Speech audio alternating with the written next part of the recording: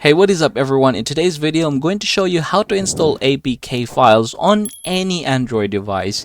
So this is the method that I use in order for me to install apps that is not present in my Google Play Store as well as my Huawei App Gallery. So App Gallery is kind of like a Google Play Store. It's their own version actually. So you can download apps in here, and as you may know, Huawei is no longer supported by Google, so there are some apps that I cannot find in there. So I'm going to go ahead and show you how I do it. So here I'm just going to go ahead and click APK, and there you should see their apkpure.com. I'm going to go ahead and click this one here, and I'm going to search for an app. Say for example, the one that I'll be using is Cash App, and then you should see Cash App there. You can just go ahead and click download APK.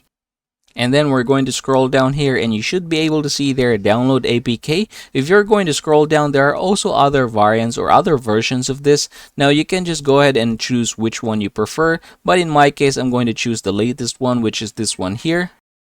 Alright, it says in progress. Go ahead and click this one here.